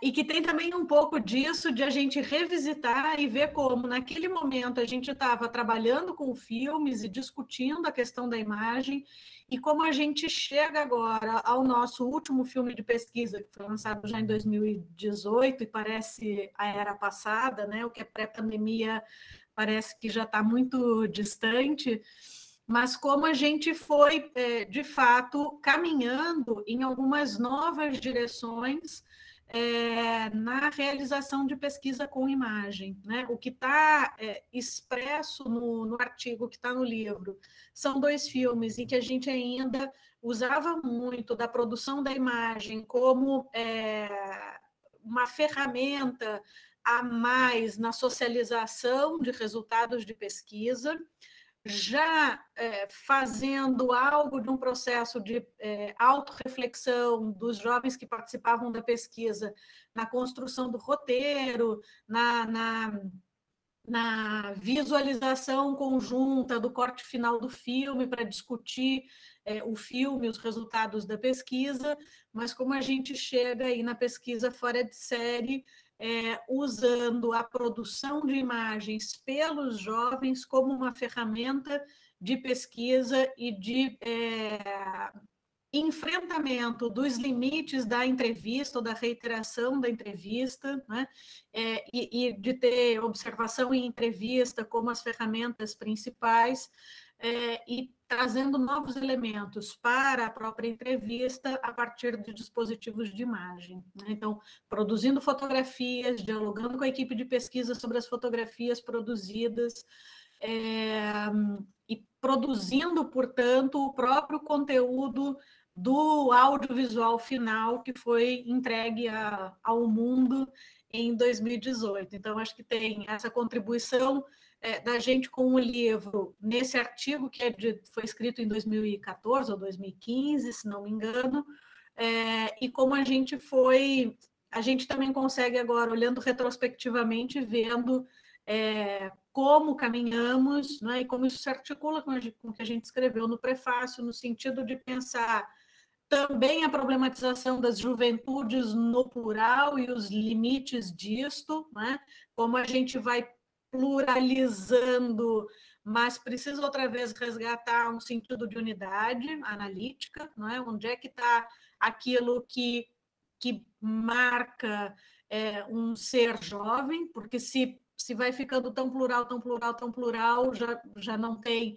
Será que perde a unidade? Será que já não tem mais algo que caracterize um sujeito jovem? E tem, não é? Então, a gente problematiza um pouco isso e, de outro lado, a questão metodológica que tem nos afetado há bastante tempo, né? Pensar e criar metodologicamente para avançar na produção de conhecimento, não só sobre os jovens, mas especialmente com os jovens, né, em processos de reflexividade sobre si, que os jovens possam refletir sobre suas trajetórias, suas vidas, e produzir conhecimento junto com a gente.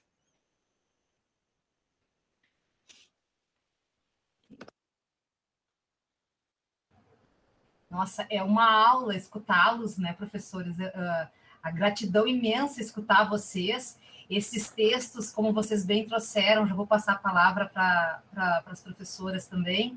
A gente apresenta e explorou eles justamente nesses aspectos, né, metodológicos, das possibilidades metodológicas que eles nos reabrem, né, a partir de outras possibilidades investigativas. À vontade, então, as professoras, eu não sei se elas gostariam de comentar, a professora Miriam, as professoras da Flaxo. Você me pegou, Daniela, porque eu não vim preparada para falar, não. Eu vim só preparada para escutar esses amigos maravilhosos, o Carles, a Ana Karina, o Carrano, que eu tenho mais contato, que converso mais, e agradecer a você e a toda a sua equipe essa abertura, essa possibilidade de novos diálogos, que a gente não se conhecia, eu acho que pessoalmente, né? Mas eu achei incrível o convite, essa possibilidade que vocês mostraram de se abrirem para novos diálogos conosco, que nós esperamos que tenha continuidade. No nosso caso, aqui eu acho que nós estamos com a Lila, eu não sei se ela está ainda, que é da UFPI, o Marcos, que é da Flaxo, eu acho que ele está, estou eu, e está a Úrsula, que é da Flaxo, do México, a nossa grande amiga Úrsula. Eu vou um pouco contar para vocês uma aventura antropológica que nós entramos. Assim que começou a pandemia, eu conversei com algumas pessoas e disse: o que vocês pensam da gente começar uma investigação agora? Uma investigação, como é que nós vamos fazer? Nós vamos nos atrever a fazer online, que é toda uma discussão metodológica que nós temos que aprofundar. Eu espero que a gente não tenha que continuar fazendo pesquisa dessa forma, mas, de todas maneiras, foi uma experiência muito nova, né? Nós entramos num campo que absolutamente nós não conhecíamos.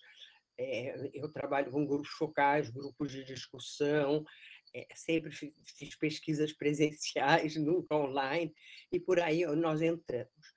Não só isso, como nós fizemos uma proposta de entrada de duas outras instituições, além da Flaxo, que foi a Universidade Federal do Piauí e que foi o Instituto de Saúde de São Paulo. Além disso, nós convidamos quais Flaxos queriam trabalhar conosco. As que aceitaram foram a do México, a do Chile, a de Cuba, a do Equador e da Argentina. Argentina e Equador já tinham começado a fazer uma pesquisa, tinham mais ou menos um caminho próprio, mas os outros países tentaram fazer mais ou menos o mesmo, com o mesmo roteiro de entrevista, enfim, dependendo das condições de cada um. E nós tivemos realmente uma aventura que foi fenomenal, que foi maravilhosa.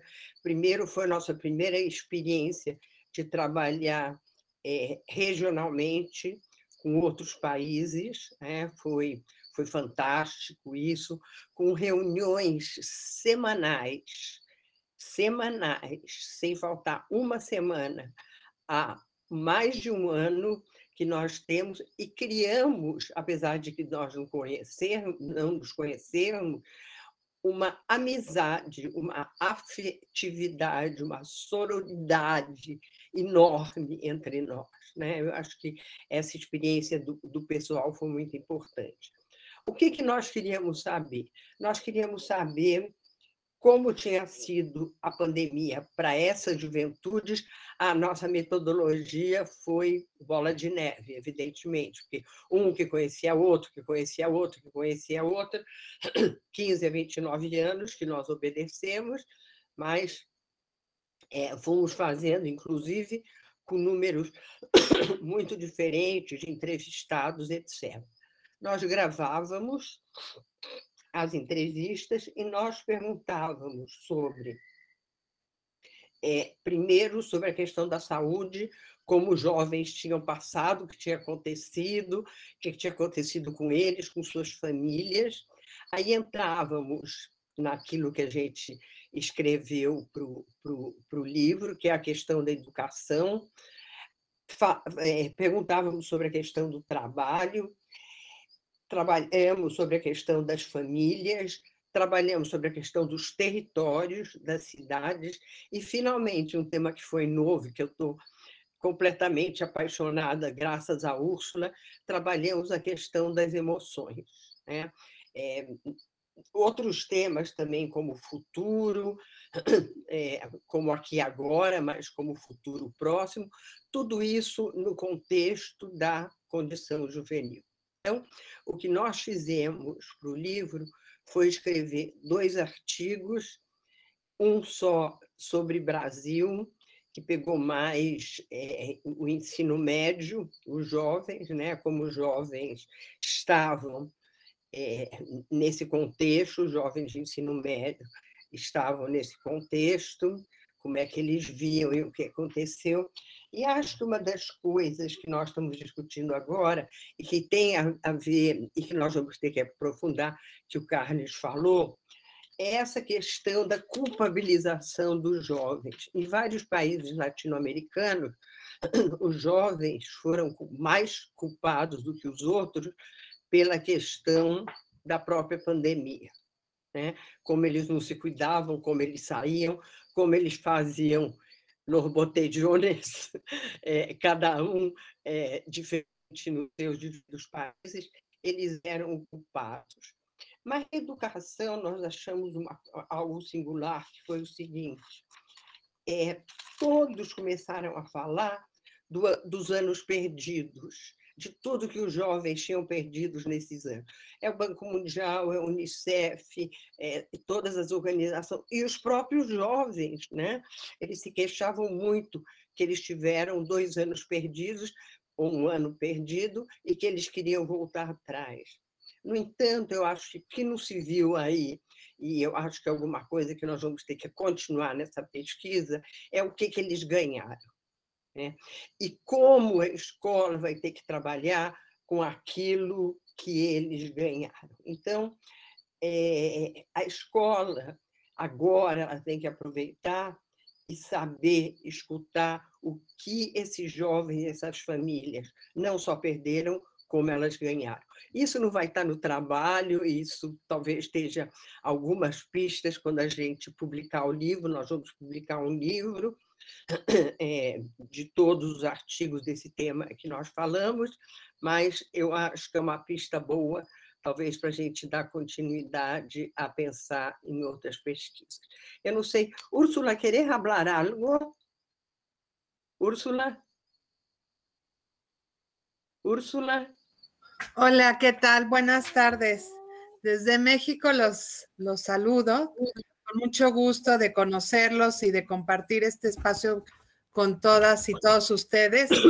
Con Daniela, desde luego, con todos los organizadores. Con Carlos, que, bueno, yo trabajo el tema de juventud desde hace años, pero tengo, además de la suerte de estar en el equipo coordinado por Miriam Abramovay de una manera extraordinaria, pues también ser amiga de José Antonio Pérez Islas, que es muy conocido entre todos ustedes. Entonces, pues me uno a la emoción de esta oportunidad, que son de las cosas buenas que nos ha traído la pandemia.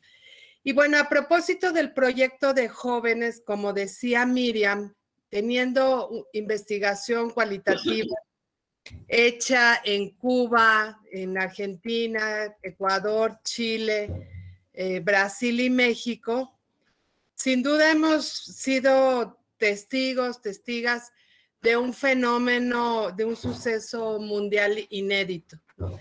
Hemos tenido la oportunidad de conocer gente que ha visto su vida afectada tremendamente por la pandemia, y sus sueños, algunos trastornados radicalmente. Pero esto ha sucedido entre toda la población, o sea, no solo jóvenes, niñas, niños, adolescentes, personas adultas, adultos mayores, y así como hemos vivido en nuestra región, pues ha ocurrido en muchos otros países del mundo.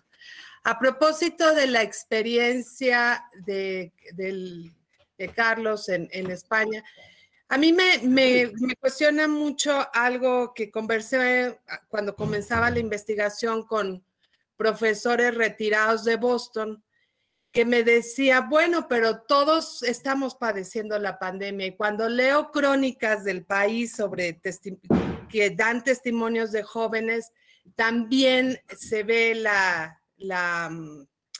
pues el agobio, la incertidumbre, el miedo, el desencanto que ha provocado la pandemia. Pero yo no sé desde esta perspectiva, desde Brasil, desde España o desde otros expertos en otros países de Europa, desde América Latina, no sé si hay algo que lo caracterice. Nosotros hemos conversado en estos grupos pues de la situación de desigualdad, de pobreza, de violencia hacia jóvenes. En México, ustedes sabrán que pocos días antes del inicio del confinamiento hubo olas inéditas de protestas en contra de la violencia hacia las mujeres. Entonces, consideramos que nuestra región ha vivido de una manera muy especial la pandemia, ¿no? Entonces, no quisiera, si es posible, escuchar alguna opinión de Carlos al respecto, ¿no? Esta singularidad de pobreza, de desigualdad, de inseguridad, y en un contexto quizás con los peores presidentes que pudimos haber tenido para vivir la pandemia, ¿no? Entonces, desde ahí yo creo que hay mucho que nos ayuda a entender y explicar por qué los sueños se están viniendo abajo.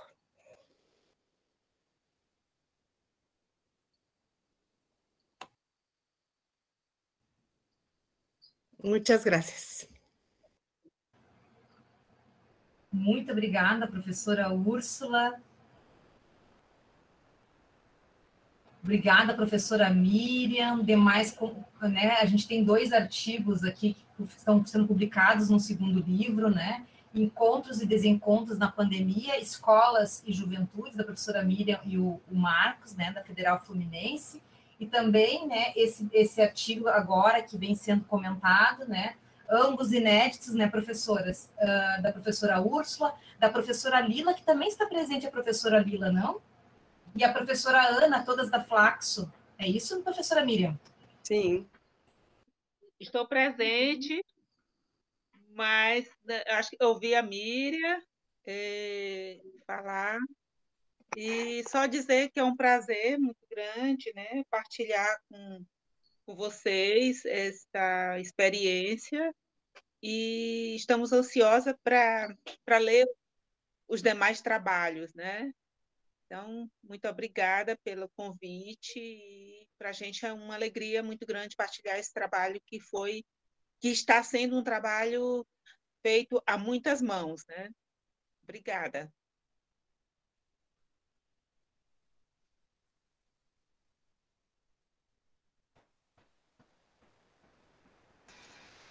Danizinha, eu acho que aberta essa palavra, se ninguém mais quiser se manifestar, nesse momento, talvez pelo tempo, eu não sei, Mauro, quanto tempo temos ainda?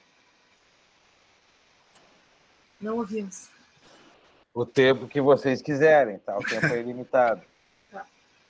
Se alguém mais quiser dizer alguma coisa, quiser fazer algum registro, eu gostaria de fazer um registro final, inclusive, quando encerrar esse tempo. Para mim é importante.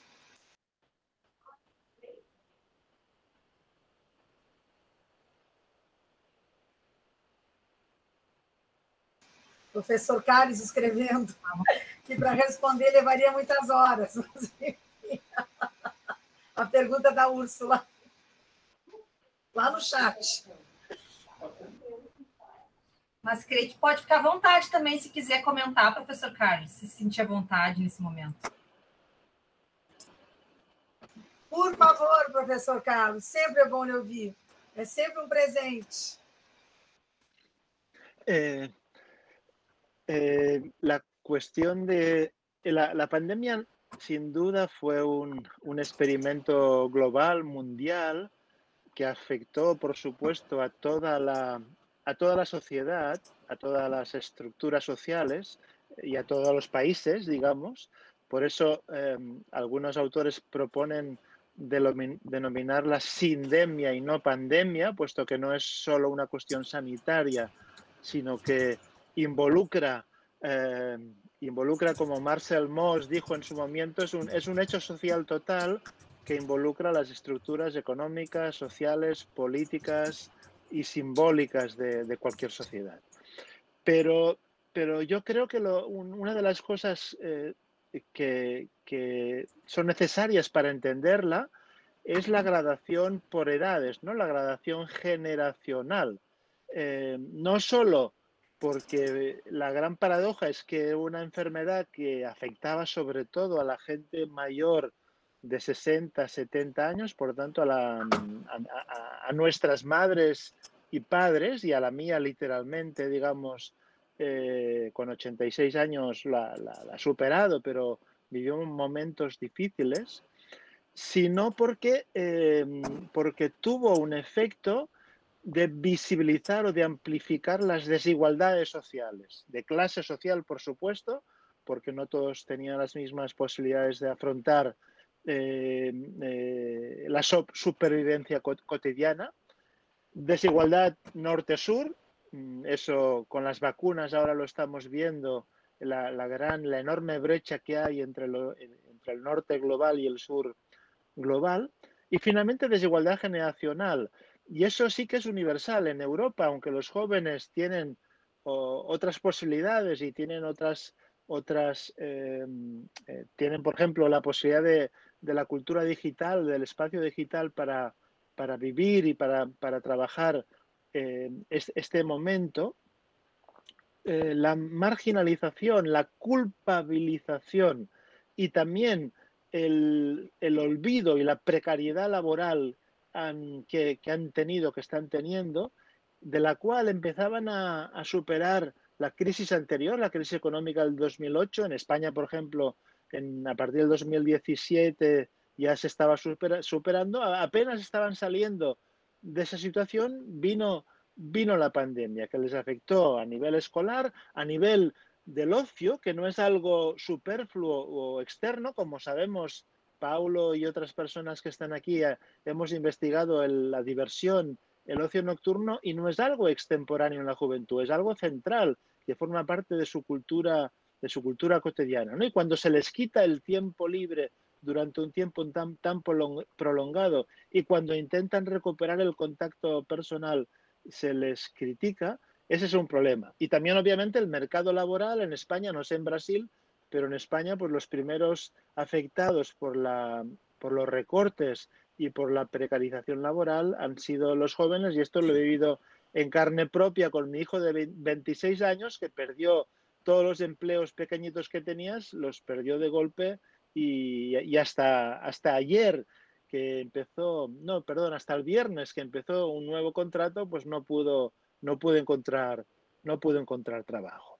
¿Qué nos deparará el futuro? Ahí creo que, de nuevo, así como en la crisis anterior, las políticas de juventud fueron las primeras en ser recortadas, en Europa hay la paradoja de que el gran programa de futuro se llama The Next Generation. Y, en cambio, a la Next Generation no se le ha consultado para nada. Quien está decidiendo los grandes fondos que se van a destinar en el programa de Next Generation, pues son los de siempre, ¿no? Son los estados y las grandes empresas. Y la juventud, a la cual supuestamente van destinados estos fondos, en parte por una cuestión puramente egoísta, para que el estado del bienestar no se rompa, para que se puedan pagar las pensiones de la gente mayor. ¿Y cómo se van a poder pagar las pensiones de la gente mayor, nuestras pensiones, si los jóvenes tienen empleos precarios? Eso es imposible, ¿no? Algo tiene que pasar ahí. Por tanto, digamos, la gran contradicción es que se prepara el futuro de la juventud y de la sociedad sin tener en cuenta la voz de la juventud y de la sociedad. Y eso me temo que sí es universal. Ahí lo dejo. Muito obrigada, professor Carlos Feixa. É sempre uma aula poder escutar as discussões, assim como a dos demais professores, né? É algo que perpassa as discussões, esse modo como é necessário para nós, no momento, problematizarmos essa precarização, né, desse mundo do trabalho, mas também da própria vida, né, que afeta diretamente os jovens, afeta todos nós, mas principalmente e diretamente os próprios jovens, né? Essa naturalização que há como se fosse normal e aceitável essa precarização do mundo do trabalho e da vida. Eu quero, professora Beth, antes das suas palavras finais, pedir licença, já pedi aqui no chat a licença da professora Patrícia. Nós temos 2 prefácios que eu repito, né, assim que nós estivermos com o e-book 2021 lançado e o livro impresso, né, professor Carlos Feixa, que a gente não abre mão do livro impresso, né, presente. Nós temos o prefácio da professora Patrícia, que é a professora do Observatório da PUC, grande parceira nossa do Observatório das Juventudes da PUC, né, que está nesse momento no lugar do professor Maurício Perondi, que foi para a URGS, né, grande parceira nossa de pesquisa, né, e também o prefácio, a versão impressa, então, do professor Paulo César Carrano e da professora Ana Karine Brenner, grandes pesquisadores, e os 2 prefácios, eu tive muita dificuldade de selecionar o que traríamos desses 2 prefácios. Dado o tempo, né, eu quero pedir licença apenas, né, a Patrícia, tu pode falar agora, Patrícia? Ou eu tomo tuas palavras? Oi, Dani. Oi a todos os colegas, acho que me escutam agora, né? Eu estava em deslocamento, gente, entre a PUC e enfim, então vim ligadinha, um prazer participar dessa obra, esse coletivo, né, e tão inspirada, assim, porque aqui estão autores que são referências para nós todos, né, que estamos aí adentrando esse universo, mergulhando cada vez mais nesse universo com as juventudes. Muito bom vê-lo, professor Paulo Carrano, esteve conosco na PUC há pouco, né, um grande amigo, nos tornou assim tão próximos, um amigo próximo aqui para nós também e os demais, com certeza. Dani, tu pode fazer a leitura, porque como eu tô chegando assim em casa, acho que tu tem aí mais o acesso, tá bom? Eu vou pedir licença, então. Muito obrigada, professora Patrícia. Eu vou pedir licença, então, para fazer 2 recortes, né? Não são, talvez, os melhores recortes, quando a gente faz, é sempre um exercício arbitrário, né, professores? Então, do prefácio primeiro da professora Ana Karina e do professor Paulo César Carrano, né, eu trago o seguinte recorte a respeito do nosso livro. E a honra que é para nós poder escutar isso, né, professora Beth? Que esse livro é uma entrada segura ao campo dos estudos de juventude para aqueles que iniciam a trajetória de pesquisa. Quem já se encontra no campo reconhecerá uma coletânea criteriosa e abrangente de artigos que abordam temas e conceitos que têm alicerçado as investigações e a compreensão sobre as juventudes e o que é ser jovem no Brasil e no mundo. E, na sequência disso, nós temos um prefácio que é uma aula, né?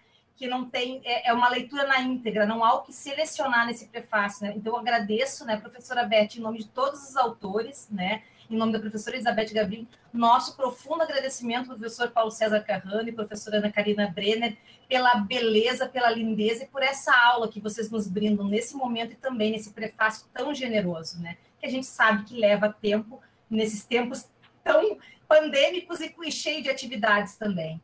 E, na sequência, eu peço licença, então, né, para fazer, então, a leitura de um excerto da professora Patrícia, que nos brinda, então, com esse prefácio na edição do e-book. O livro que você tem em mãos evidencia tais conjunturas através de autores expoentes que compõem a esfera de argumentações e tecem problematizações cruciais.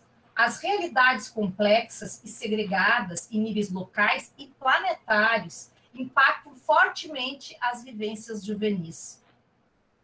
O crescente e persistente desafio das desigualdades, articulado com a estereotipização das juventudes como seres depositários e inacabados, aumentam exponencialmente a exigência de compromisso com os princípios de desenvolvimento integral e dos pactos de garantia e promoção de suas existências. Reconhecer jovens como sujeitos de direitos universais, geracionais e singulares é um passo inegociável. A expertise da vida vivenciada pelas juventudes aspira a seu locus acadêmico e social, vetorizar estudos e iniciativas sociotransformadoras, evoca constituições de redes intersetoriais que, nas diversidades dos contextos, legitimam a intersecção impulsionadora das integralidades e das vivências juvenis. Muito obrigada também, professora Patrícia, por esse prefácio maravilhoso que nos brinda. E de imediato, né, não sei se a professora Patrícia gostaria de comentar algo, mais algum autor.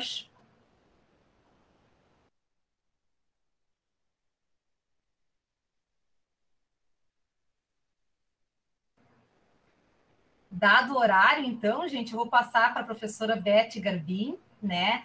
Já quero agradecer, gratidão pela imensa aula, né, que nós tivemos hoje, os demais autores que compõem o livro também, colegas, orientandos, muito obrigada pela presença e desculpe os atrasos, né, que tivemos já desde o início.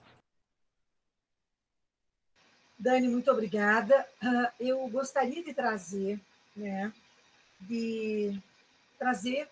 os 3 níveis de gratidão de São Tomás de Aquino, que todos vocês conhecem, né? Eu acho que é importante que se retome nesse sentido, que é o nível superficial, que é o racional, que é o de reconhecimento ao outro por sua atitude, o nível intermediário, aquele que o sujeito dá graças e louva a quem lhe prestou algum benefício ou favor, o nível profundo, que é quando o sujeito se compromete com a pessoa que lhe faz o favor ou a boa atitude.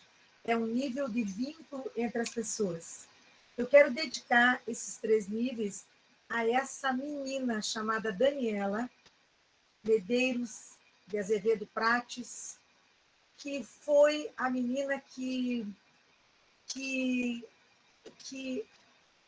criou, né, essa situação, esse livro, que me tirou de um marasmo dos 63 anos após saída do programa de pós-graduação em educação da URGS, por, entre aspas, falta de produção, né, porque a gente vive submetido, né, a essa questão de pontuação em relação a CAPES, né?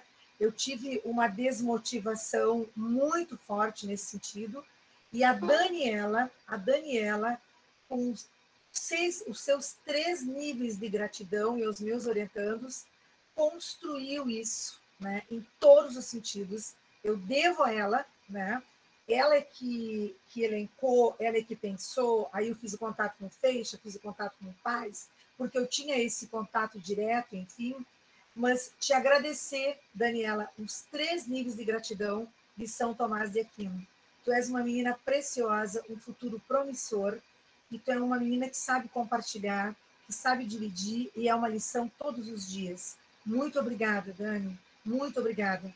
A homenageada sou eu, mas a homenageada é tu, em todos os sentidos. Agradecer o Mauro, que acolheu essa ideia, que acreditou nessa ideia como editor e proprietário da editora Circula, de olhos fechados, né, em todos os sentidos, acreditou na ideia, é um intelectual irreversível em todos os sentidos. Então, Mauro, muito obrigada. Sem ti, isso não seria possível.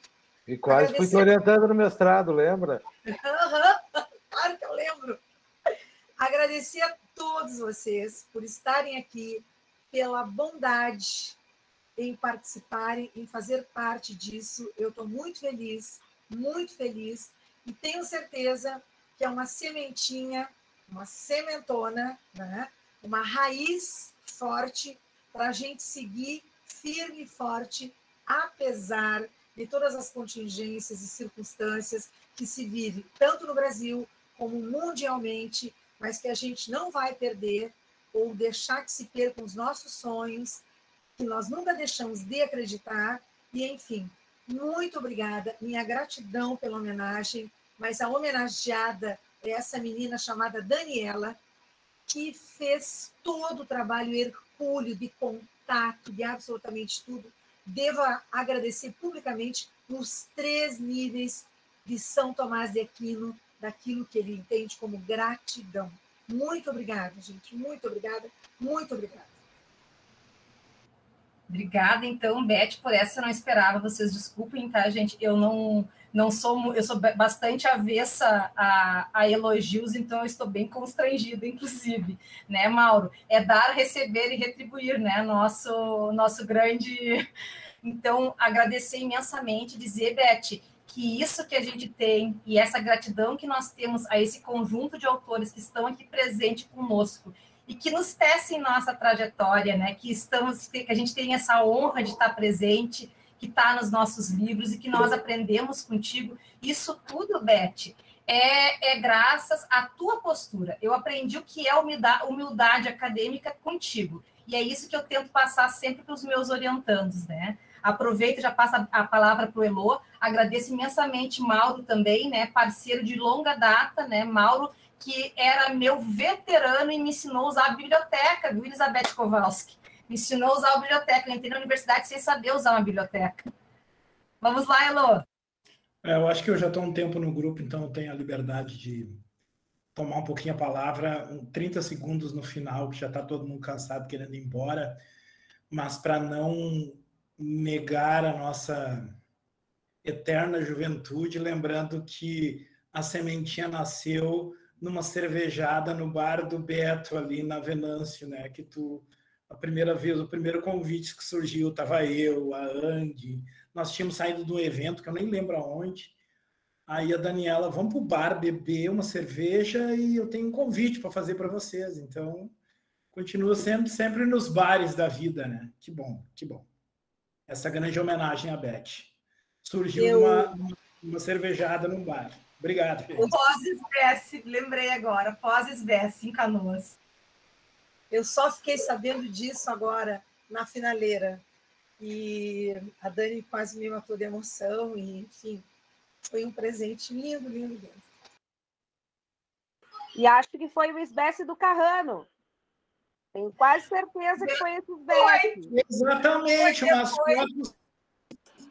Eu, mãe, pequeno, não posso ir para essas cervejadas, né? É bom a gente tem que dizer assim, quando acontece essas coisas, tem que dizer APDP, né? Antes da pandemia, depois da pandemia.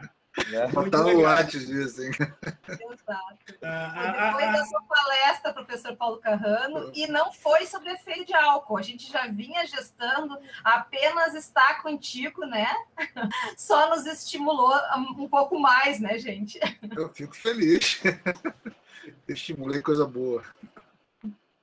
E aí, professor Carlos Peixe também, o senhor vai estar aqui ano que vem, né? Daqui a pouco vamos pensar uma edição brasileira do seu livro. Daqui a pouco, o professor Carlos Feixe vai estar aqui ano que vem, né? Então, daqui a pouco vamos pensar uma tradução, né, Dani? De um dos textos dele, alguma coisa, aqui para aproveitar a estadia dele aqui e fazer uma edição brasileira, né? Porque hoje só tem a edição portuguesa, né? E ela é bem desconvidativa para os alunos, né? E acaba rolando só o xerox, tradução da tradução, né? Perfeito. Nós temos Carlos Feixe, uma grande parceria, e uma parceria que se reabre aqui, que estou muito entusiasmada, são com as colegas, né? Vou chamar de colegas, vou ousar, e peço licença a isso, né? As professoras da Flaxo, que têm nos brindado com essa pesquisa, com várias pesquisas maravilhosas, mas nesse momento pandêmico, esta ousadia, né, que vocês trazem, ousadia entre aspas, né? Um grande referencial que vocês já trazem, essa possibilidade de nos fazer pensar sobre esses tempos pandêmicos. Então, para nós, muito honra estar com a presença de vocês, né? Assim como também nós não demos espaço em função do tempo para os autores, né, pesquisadores como nós, né, que eu digo réis mortais descendo do pedestal, né, gente? Nós não demos esse espaço de diálogo, mas nós teremos outro momento também de lançamento do segundo livro, né, professora Luciana? Não sei se queres comentar também. Fica à vontade. Exatamente isso. Nós vamos ter um outro momento, então, para o lançamento em definitivo desse segundo volume, com espaço de fala para todos e todas que estão participando, então, desse segundo livro, né, sobre o volume 2. E agradecer, né? Agradecer. Uma honra, estou honrada de estar aqui, né? E poder ouvir isso. Maravilhoso esse momento. Obrigado por lo que disse Mauro. Eu estou à vossa disposição para fazer o que podamos fazer. Obrigado, professor. Entraremos em contato, então, com a Daniela, a professora Elizabeth. Entraremos em contato com o senhor para conversar melhor sobre isso. Aproveitar, deixa aí me despedir também. Estou no meu horário aqui já ultrapassando. E, de coração, muito obrigado pelo convite, pela possibilidade desse reencontro com tanta gente boa. Eu também vou andar para o meu botelhão, porque aqui são as 11 da noite e depois de um dia de trabalho é uma apresentação agradável, mas um pouco acadêmica, ou necessito um pouco de cachaça ou de alguma coisa assim para poder sobreviver.